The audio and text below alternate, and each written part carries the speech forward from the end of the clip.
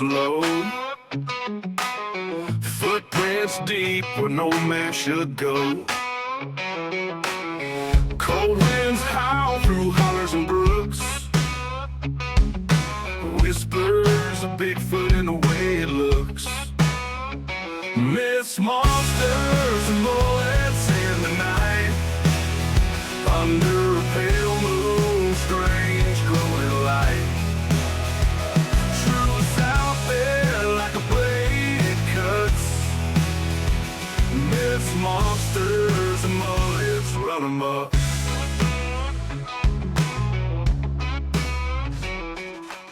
Welcome back to Myths, Monsters, and Mullets, the show where the strange, the unexplained, and the weird take center stage, and where the people behind the encounters matter just as much as the encounters themselves.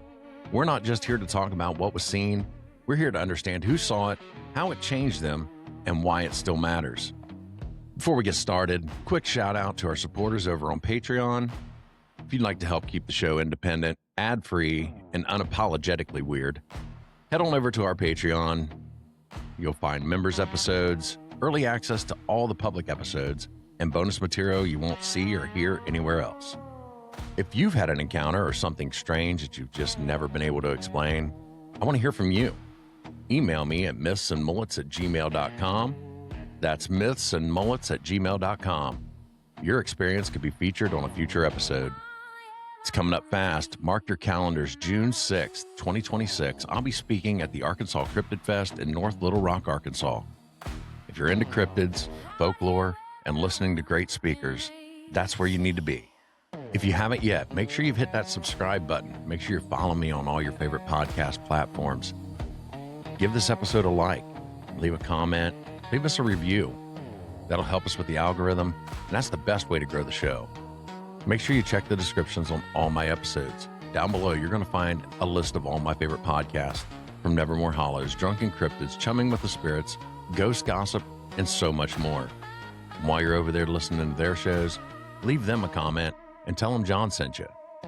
And with that, let's start the show. Welcome back to Myths, Monsters, and Mullets. I am your host, John Methenkamp. On tonight's show, we have Kevin Sterling.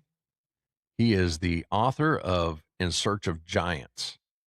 And friend of the show, Todd Neese, contacted me and said, hey, I got a guy that you should really talk to. And I reached out to Kevin and he said, absolutely, I want to come on and see the mullet. So, Kevin, how are you doing tonight? I'm doing really good. How are you? Awesome. So tell my listeners a little bit about yourself. How did you get started in this career of writing? Oh, well, I've been a writer since I was 13 years old, and it was the early talent that my own grandmother really was keen to notice right away. Especially it was for an Easter celebration. I wrote a brief story called "The Magic Egg," which was a little children's story about a Easter egg hunt in which a special egg was found, and that was actually a real egg, and it gave there was a hatch, and a little duckling came out that became the Easter Bunny's helper, and it was just like a really, it was just one of those little things that a kid writes that later somehow through an enormous amount of time evolves into something far greater, something far more advanced. And then, of course, as I entered college and pursued creative writing as an interest, I was writing fiction, horror, dark fantasy, science fiction. But I always had an interest in things like Ripley's Believe It or Not and Lost Civilizations and Mysteries of the Unknown and the Fortean Myths. If anyone knows Charles Fort, he is kind of the uh, founder of the parts, the out of place artifacts, and the mysterious discoveries. And he was like the beginner of, along with H.P. Lovecraft, of the whole ancient alien tradition, long before Eric von Daniken, who recently died, by the way. And before any of that became a reality, um, it was Charles Ford and Ripley's Believe It or Not. And I can remember even as a young man going to Ripley's Believe It or Not in Saint Augustine and in Gatlinburg, both of those places. They really fascinated me. So I had an early love of the unknown. So that kind of even was stronger than my love of science fiction and fantasy. And so as I continued to write and explore that side of my creativity, I started to really gravitate towards wanting to learn more about lost civilizations and mysteries of the past.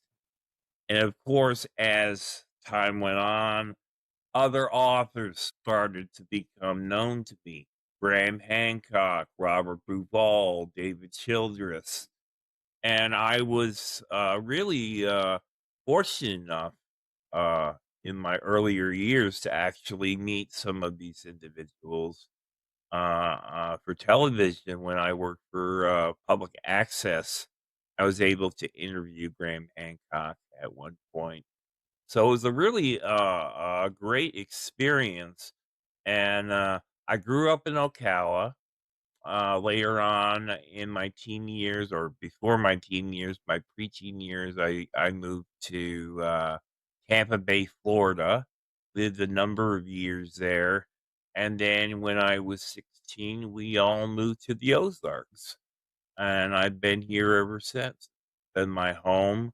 And I fell in love with Ozark culture, the works of Vance Randolph. Um, and his wonderful exploration of Ozark folklore and magic. So now here I am, 30, 40 years, some years later, writing some of the things that really interest me and putting them down in finished format.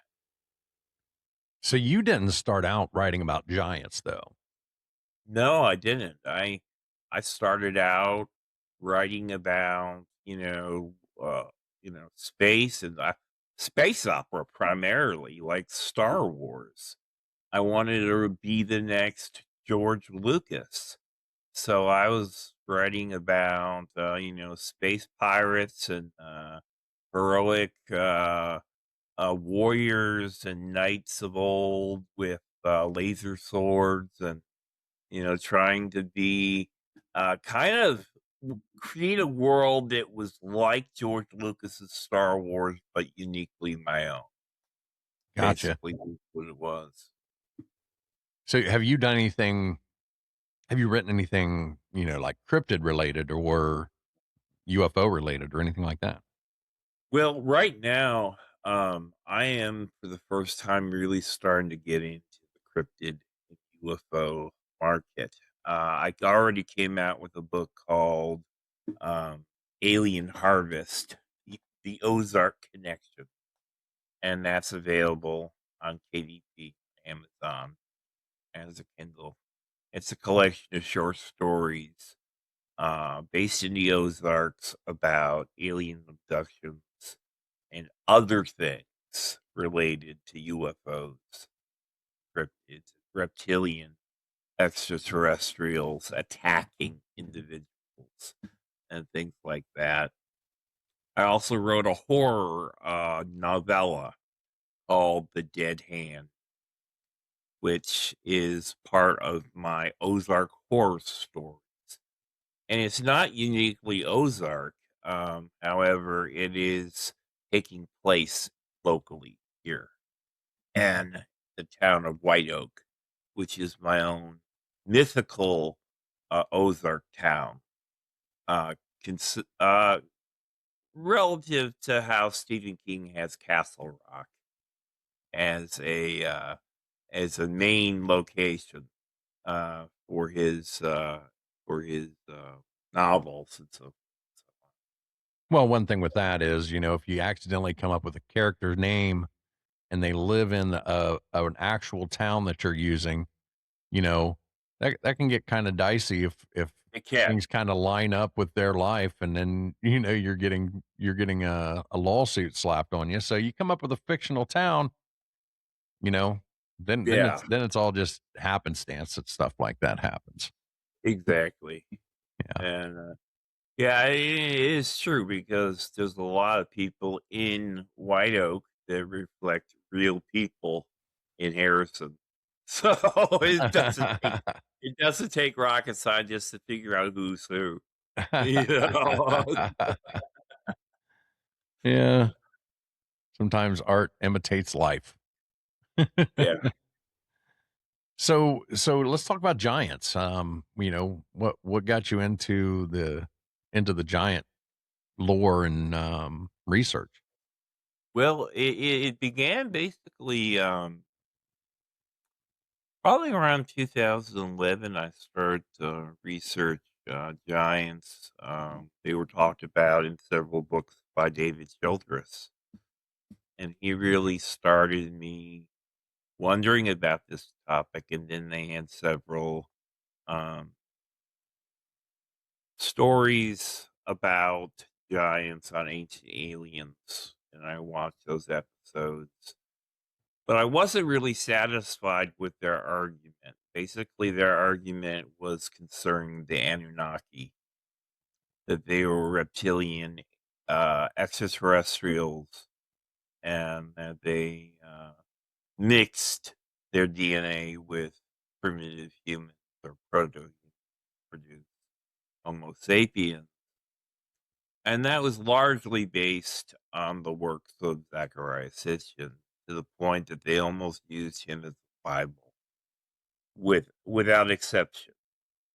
So I really did my own thinking, and the way I view giants is in this respect. One, I see them as a remote, sophisticated human civilization, a group of individuals of great influence and power, primarily Caucasian-like. And I say Caucasian-like because if you look in the mythology of people worldwide, whether they're countries that are Caucasian or not, they have these myths of these red-haired or blonde beings of angelic stature in appearance that are in the mountains, and they've got great powers, and they're teachers and bringers of great knowledge, and they're gods, whether they're the Olympians or the Norse Van or Azer, or whether they're the Jotuns, or whether they're the Tuatha De Danann. So you have these legends, and then you have um, this idea that people always want to know, where are the 12-foot, 13-foot, 14-foot giants that, supposedly the Smithsonian had the bones to. And I would say that, yeah, there's a possibility, and I'm not ruling that out, that there was not uniquely tall individuals whose bones were confiscated. I'm not going to rule that out because I have no way of knowing that. Well, I would venture to say that these legends of giants are based on uniquely tall individuals who were between 7'5" to 7'7", maybe 7 foot at the most, compared to the 5'5", 5'6" individuals who were very common during the Stone Age and early Bronze Age throughout the world. So during this time, at a time that that we usually try to class the time of Atlantis. I don't believe there was a big, huge continent that later sunk. I think that's an allegory or a cultural memory of a previous time when there was like an archipelago or a network, a worldwide culture so advanced for the time, not like crystalline cities and nuclear submarines like Edgar Casey sees it, but just a very sophisticated, well organized for the time, using Neolithic and Bronze Age technology, networks trading goods, ships departing ports, things like that from all around the world. You get a lot of people, especially when it comes to the New World, if you're not saying the indigenous people had complete independence, that they had no contact at all with the old world, that they did not have complete, unique development of their own culture, that somehow is demeaning to them, that that's racist, that's not what they're, that's somehow contrary to their dignity. I don't see it as that any more than it would be contrary to the dignity of Europeans or Western Eurasians to say that they had contact with other Western Eurasians. It was a fact that I believe in ancient times there was contact all over the world, and through time we forgot that. We forgot that we had a greater existence at one time. And I tried to explore this. And the giants is just the memory of a greater people that have long since passed that we have forgotten. And so that's really where I go. And as far as the giants is concerned, when we go back to when we real giants, like the 12 footers, I want to keep that open, and I want to keep the Bigfoot mystery open because those are additional mysteries. But I think they're separate issues, not the giants that I talk about in my books.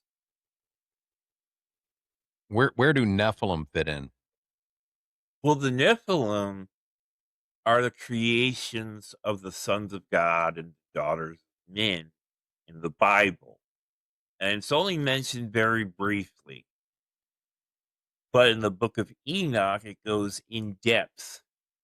And in the book of Enoch, it describes these creatures. And they are so massive that they just consume everything. They consume all the resources of the world. They're just these monsters. And they're abominations. And it's because of these abominations that the Lord has to bring forth the flood to destroy them and remove the abomination from the earth. Um, I tend to think that maybe the Nephilim, when they talk about the sons of God and the daughters of men and the men of renown and the great heroes, just by saying the heroes, it reminds me more of the Proto-Indo-Europeans, great warriors like the Greeks and the Romans, the Norse, and the Celts, more so than giant abominations. Uh, and maybe that's a really a misunderstanding of what the Nephilim actually are. I've always wondered though. You hear, you think of like the Greek gods, the Roman gods, and like you said, they're up on mountains. They're seen as these larger than life beings, larger than you and I. And you hear in these stories about them taking wives of, you know, is it Because they're really human. because they're based on real humans. Because if Okay, they but weren't based on real humans, then why would they be taking mortal wives, you know? because our Um women are hot, man. That's why. Yeah. Yeah. Yeah, that is true. But yeah, I mean, but yeah, there is definitely an association there. You know what I mean? There is a humanity in especially the pagan gods, the Olympians, the Norse Azer. They're very familiar to us. They have similar emotions. They have similar conflicts of interest. You know, they're not all holier than thou. I mean, really, our God, Jesus Christ, is beyond being. He is.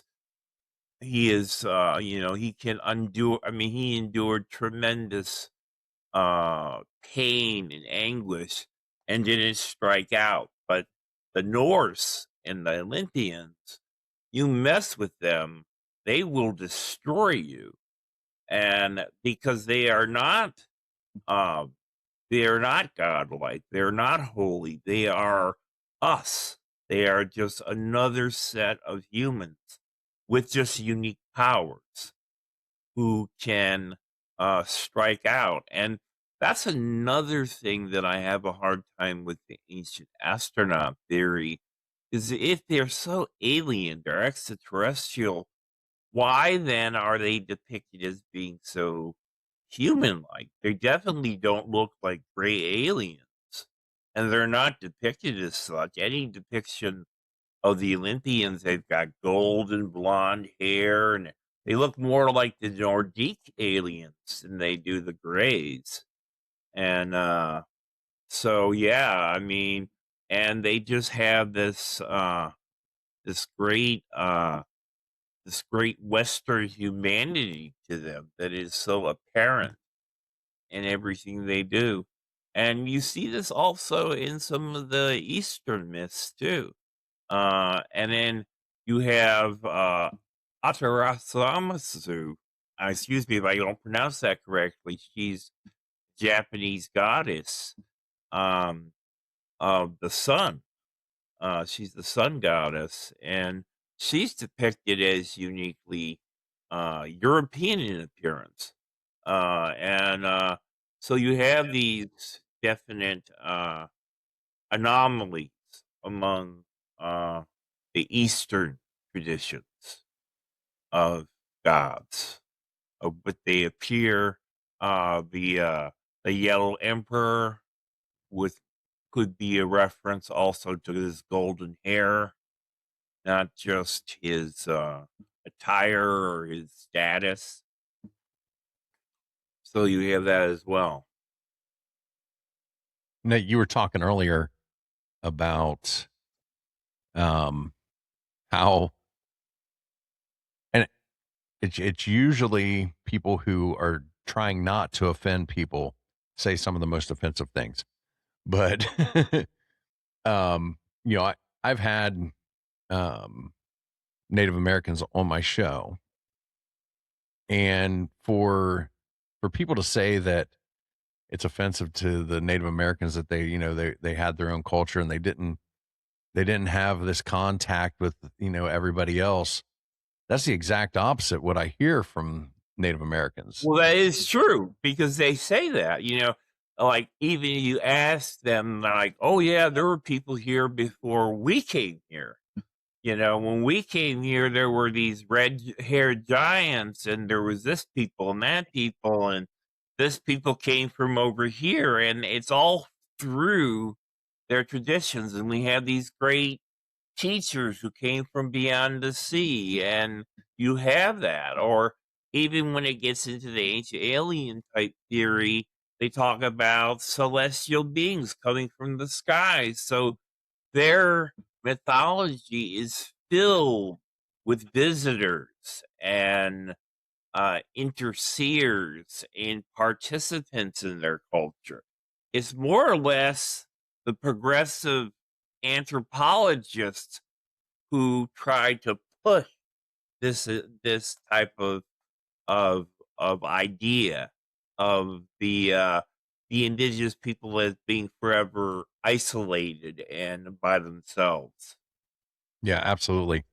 Um, one of my favorite guests is Rod from Lodge Tales podcast. He's a member of the Blackfoot tribe, and in their traditions, you know, they talk about the land bridge, about coming across the land bridge. But there was a time before that where they went the other way across the land bridge. But so that's what I'm saying. These people traveled. Yes. They weren't Yes. they weren't sitting in, like they're shown in movies, just sitting in a teepee somewhere, and that's where they've always been. Yeah. These people traveled. They're not. And I hate to say it because this is how they're depicted even nowadays to the people who are trying not to offend them. They're depicted as lesser when they're not. They may live simpler, but that doesn't mean they're lesser. That doesn't mean Well, that they that's like didn't the have the true ability to legacy of travel. awoke, you know? It's like a kind of like a flip. The woke are saying, "Well, we're so understanding of the culture," but it's really a flip. No, they're not. They're not Right. respectful, and it's just and there's so much that you can learn if you really listen to what indigenous people have to say, because the wealth of information is out there and you can start to connect the dots. Take what alternative research tells you about culture and civilization, and you take what the indigenous people are actually telling you about their own history, and it becomes so apparent what is actually happening in ancient times. Yeah, there's a lot of parallels, and I'm going to mention I do this all the time because it's one of my favorite episodes. Rod and I had a conversation. The episode is called "Drawing Parallels." There are so many stories from their traditions that line up with our own history, with biblical history, that the wording may be a little different, but when you look at the core of the story, it's the same. They're telling the same stories. They're telling these same stories all over the world about these giants, about a Yeah. flood, about, there's something to this that I don't know if it's being hidden. I don't know. I'm not saying it is. I'm not trying to be all conspiratorial, but when you really start talking to people from all over the world, we're all saying the same thing. Yeah. So, as far as with And in the Bible, it specifically says they are heroes. They are men of renown. And to me, that just so much fits the Greek gods and, the Slavic gods and the Celtic gods and the heroes that we get in our sagas, in our epics and traditions.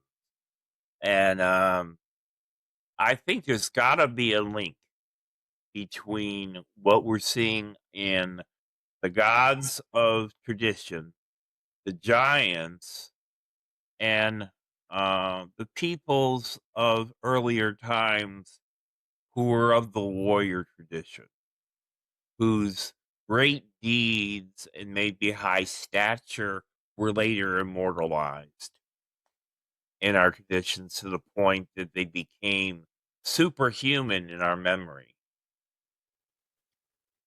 so let me ask you this. We hear we've heard the stories of the Kandahar giant.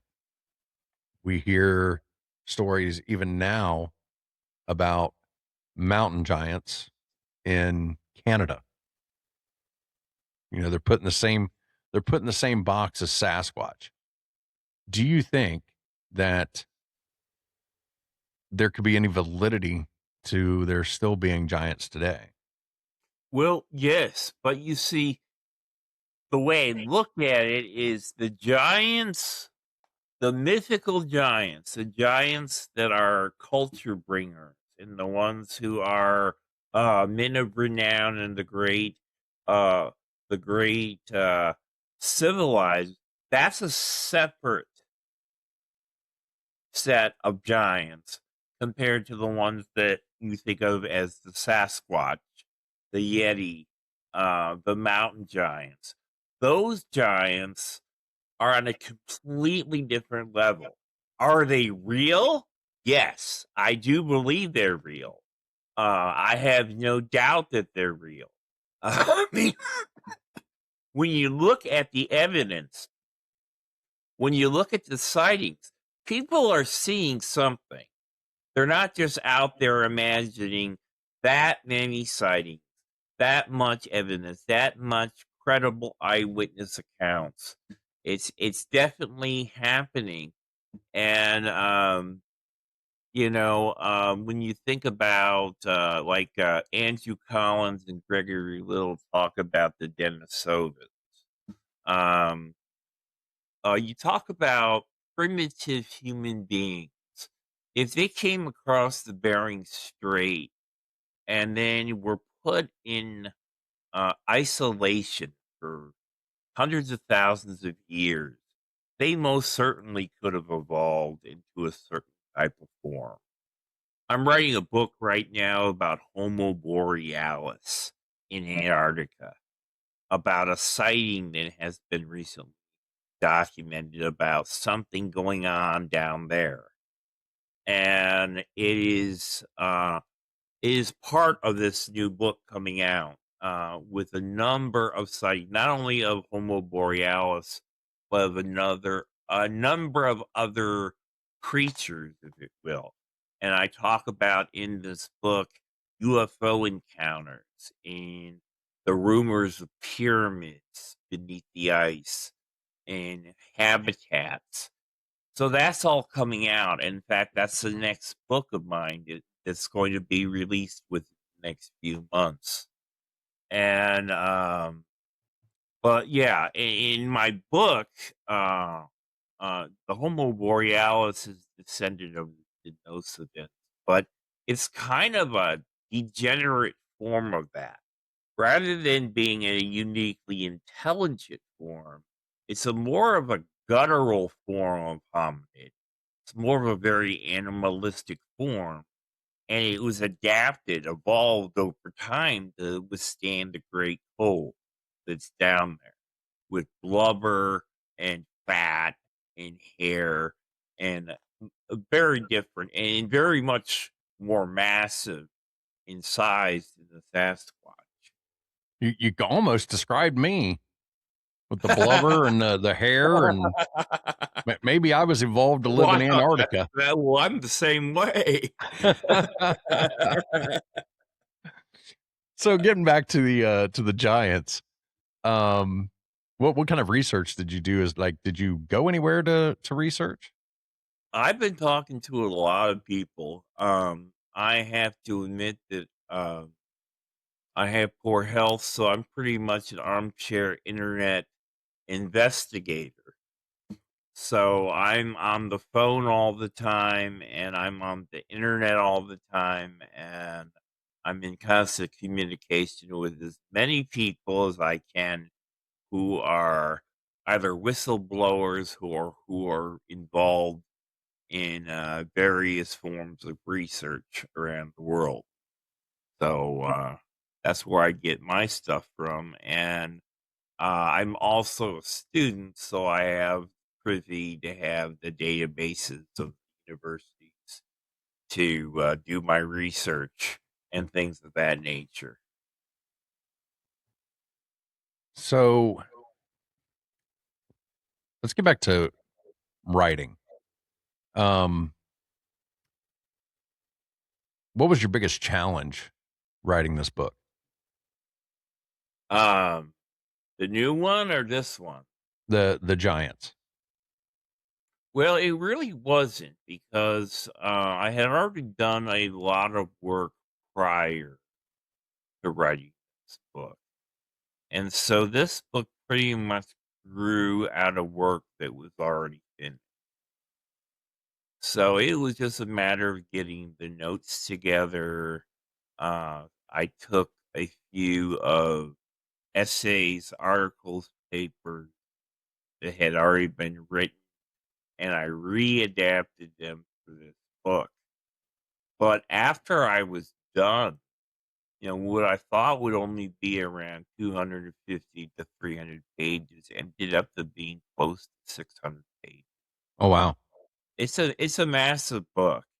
It's a very thick book, but it's very, very detailed.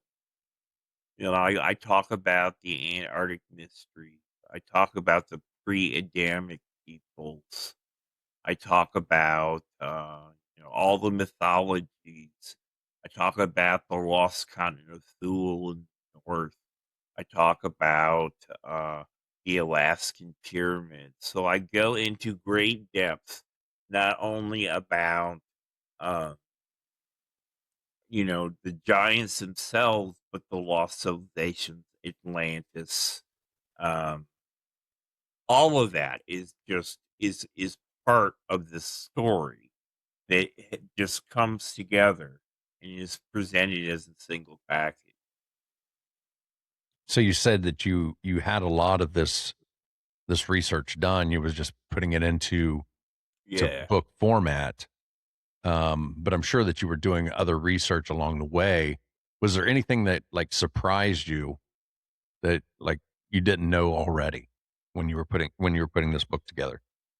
I would say the thing that surprised me the most was the wealth of information about the pre-Adamic races, like the Jinn and Quranic mythology, or the Zohar, or the Talmud, and how the narrative of the Bible in the book of Enoch, which most people, especially those in the ancient astronaut theory camp, know a lot about, this just takes one step further and it just explodes with the type of narrative it offers about the cycles of time and the cycles of civilization that existed long before Adam and human beings on Earth existed. And it gives ample time for dinosaurs in all the ages that science teaches us through evolution to have occurred before Adam and the creation of the world as we know it by God ever happened. So if you read the Zohar or the Talmud, you'll get the idea that, yeah, according to the rabbis and the Kabbalah, yeah, there's definitely room for all of that part of our past. It doesn't have to be excluded biblically.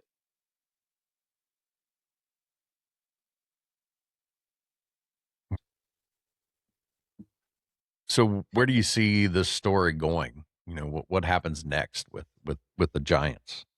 Well, the next book on giants I want to do is I want to talk more about the giants in America. Talk a little bit more about the myths and the um, the modern traditions of giant-sized bones in the mounds and found throughout North America. I want to talk about the traditions, specifically in an extra biblical text like the Book of Mormon, where they talk about the Jaredites, who were supposedly giants, and different areas of that discussion. The blonde teachers like Veracocha and Quetzalcoatl, um, the Caribbean fair-haired gods who were giants, uh, all the traditions of the North American Indians and all of their various um, giant myths, and there are many. There are many. And then the civilizations that arose in America, and basically that whole narrative about the New World. And I'm thinking that as soon as I get this next book out on Antarctica, that will be my next major project. And it will be on giants. And it will also talk about scientifically, um, you know, giants and how they could be possible physically, the physical and the biological explanation of giants and real creatures on this planet. So listen to you talk about giants. This seems pretty personal to you. Like this was like a lifelong thing that you've been researching and putting together. Am I reading that wrong? Yeah, I would say that it's one of the personal things. And it was not something that I got into intentional. It was something that I began to research, then advocate, and then it did get very personal because it is something I staked my reputation on, something I worked very hard to develop in my own narrative, and it became very personal to protect that narrative. And when other people wanted to rip me off, it got very personal. Got very personal, and it got very competitive to gain back that uh, that legitimacy. So as a reader, what would you say is the main point or the biggest takeaway that a reader should get from this book? Well, the biggest takeaway is that the giants were real. That the um, they are the memory of a real culture that did exist in the remote past that had great sophistication, and that after a great cataclysm, they were the teachers, the ones who preserved the great sacred knowledge that all civilizations were based on. And that's the Egyptians, the Greeks, the Chinese, the Africans, the Mesoamericans, the North Americans, the South Americans, all cultures all around the world.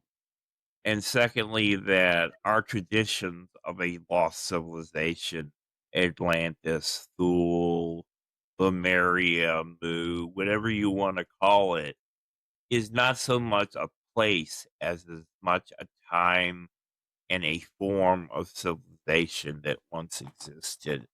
That it was not just a single location, but a whole community that in the distant past was intricately involved with one another, trading and accomplishing and building great things.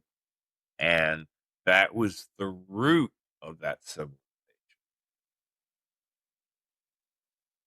So I mentioned Todd Neese earlier because he was the one that suggested that I talk to you. Yeah. Did you have some kind of event coming up that or collaboration with Todd? Yeah, we are talking about having a town hall sometime if the weather permits. Right now, the weather is not good. We want to have it outside, and I want to have a table with my books out there. And right now, it's snowing half the time or raining, it's cold. So, no, we're not going to have it at least for a few months. But when the weather permits, then we're going to announce it and have it. We live close to one another, and so we discovered each other on Facebook, and we've become very close friends and collaborators. And he is going to be writing a forward to another book of mine on Bigfoot Indians. Awesome. Yeah, Todd and I, we talk quite a bit. Um, I will actually be down in your direction June 6th. Oh, I'll actually be a little past you because I'm in Indiana. I'm going to be in North Little Rock, Arkansas for the Arkansas Cryptid Fest. mhm. And that is put on by cryptids by the drunken cryptids. Cryptids of the Corn will be there. Todd Neese will be speaking there. But that is going to be held at Old Bart's in North Little Rock on June 6th, 2026. I'd like to So be there. Maybe I should come down there and put out a table and information I can get you hooked up with the host of that. So maybe we can work something out. But yeah. Sounds good. So, well, Kevin, why don't you tell everybody where they can find your books? Yes, you can find them on Amazon.com. You can also find them on my website, www.ancientozarks.com. You can look up my Substack account and join that at fksterling.substack.com. Or you can find me at my X account and join there at Ancient Ozarks. Or just find me at Facebook, FK Sterling. I also have a Facebook group, Ancient Ozarks. All right. I'll put some links down in the description. And Kevin, I really do appreciate you coming on tonight. Everybody be looking out for In Search of Giants by FK Sterling. And when your next book comes out, reach out to me. Come back on. Maybe we can do a segment promoting your next book. All right. That sounds great. I'd love to do it. All right. And if you've had a paranormal encounter, or maybe you've written a book on giants, you can contact me at mythsandmullets@gmail.com, and maybe we can have you on the show. Until next time, I'll talk to you later. Gotta go. And that's it for tonight. Make sure you're checking out the description on this episode for any links associated with the guest. And if you've had a paranormal encounter you'd like to share, you can email me at mythsandmullets@gmail.com.